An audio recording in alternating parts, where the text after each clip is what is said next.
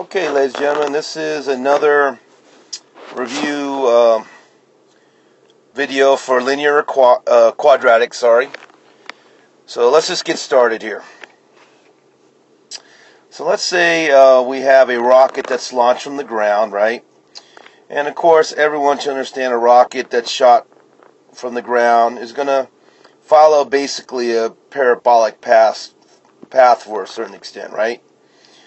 And then let's say at the same time we shoot a flare, and the flare may go something like that, right? It's going to go in a straight line, although technically it's going to start curving down because of gravity. But we have equations describing each of those actions, each of those paths there, right? So, anyways, we're supposed to figure out this system here. We're supposed to figure out basically where the flare and the rocket would meet. Okay? And that's basically the question. Where would they intersect? Where would the flare maybe hit the rocket, etc., etc.? Okay? So we're gonna attempt to solve this by graphing first. So let's go ahead and get started here. So here's my grid paper, and let me make sure I copy down the equation. Negative x squared plus 10x. So if y equals negative x squared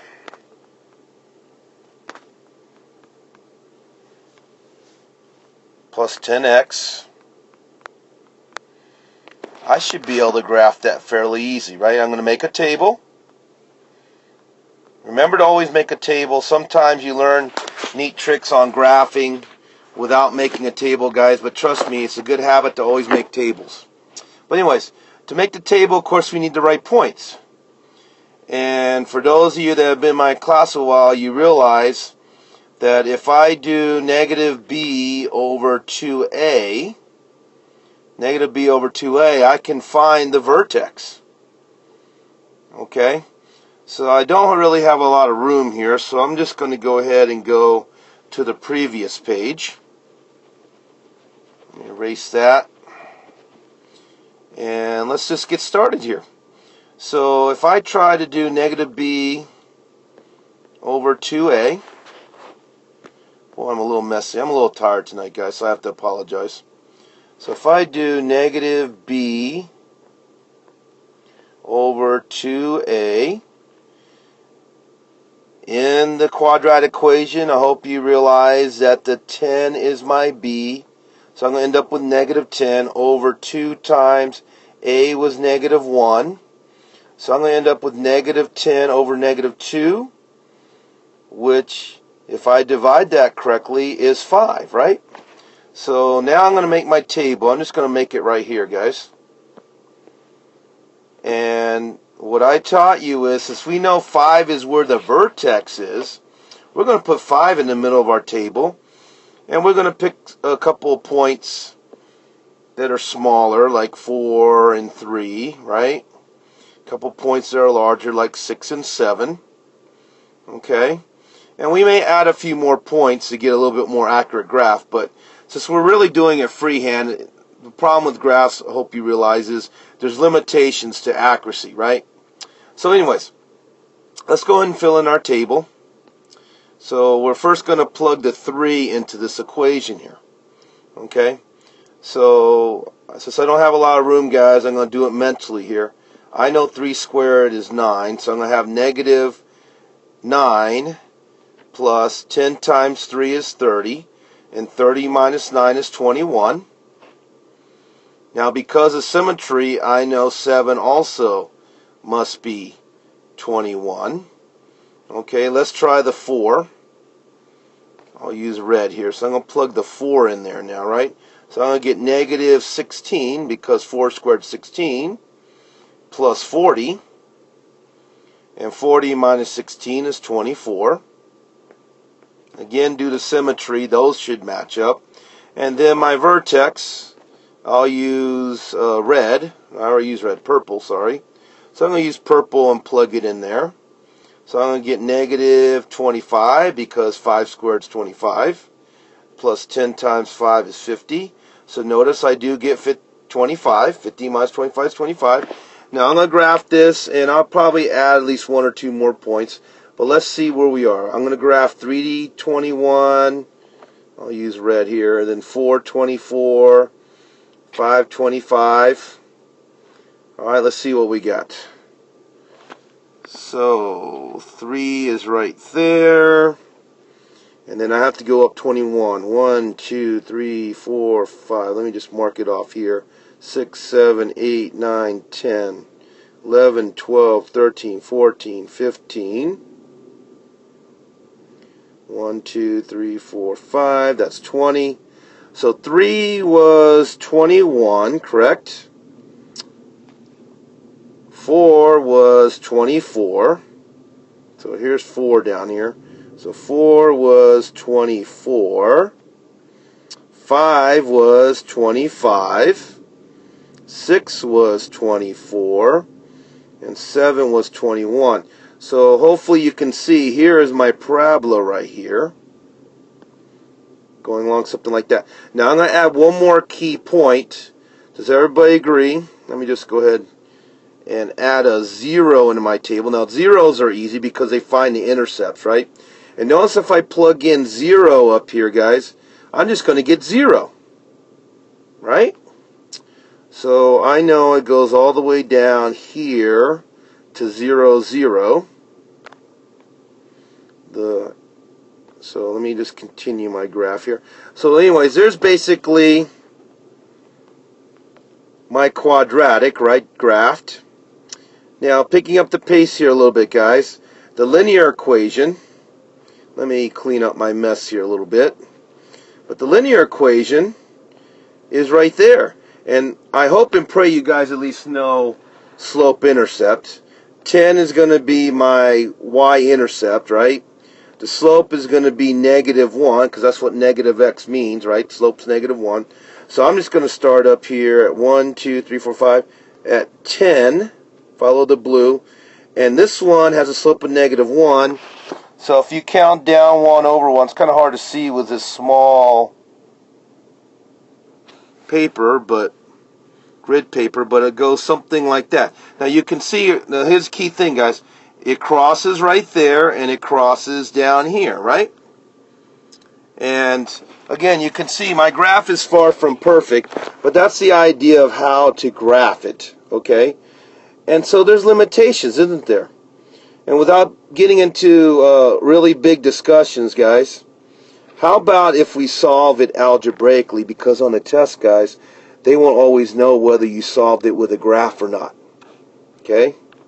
So, if you look right here, guys, follow the purple. What I did was I used substitution. See how I set them equal to each other? And like my previous video, you can see in the next line, follow the purple now, see how I added x and subtracted 10 from both sides? And then finally, right here, I have a quadratic that I can solve that's equal to 0, right? And then there's a neat trick I want to share with you.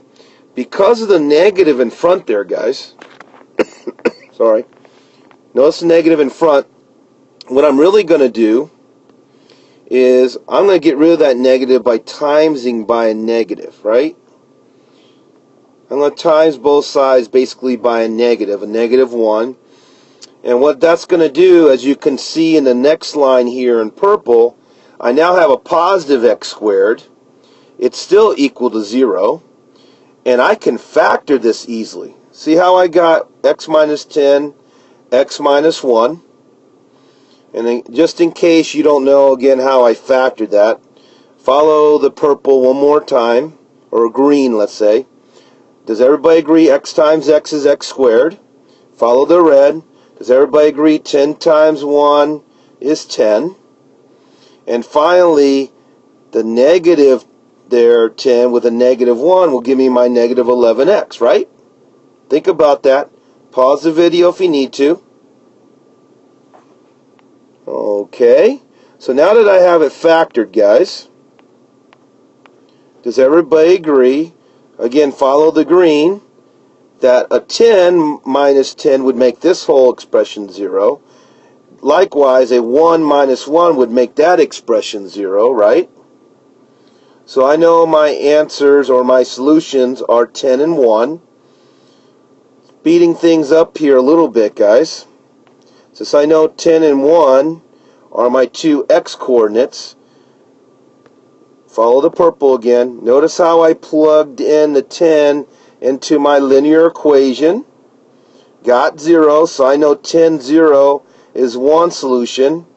Plugging in the 1 right there into the same equation, I got 9 for y, so 1, 9 is my other solution. So what that really means, guys, is if we go back to my graph, at 10, 0 right over here, follow the green, 10, 0, which is actually right there, is where the flare and the rocket will at least be really close to each other, okay, if not exactly meet. And what was my other solution? 1, 9.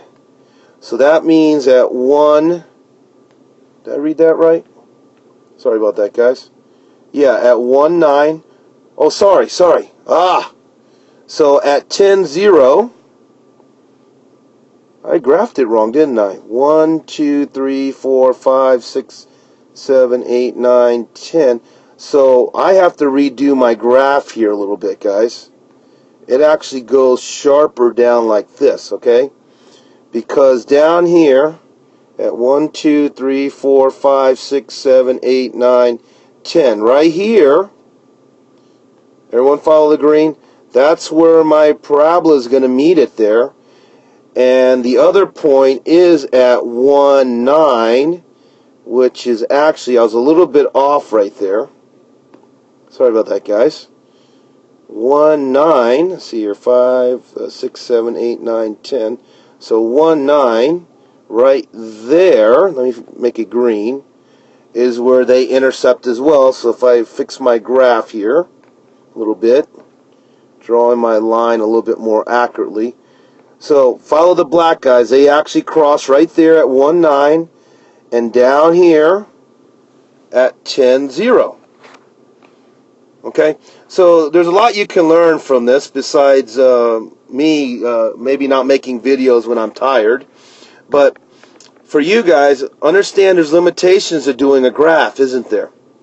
And using algebra, as I demonstrated here, not only is more efficient, but you also can be more accurate with your results.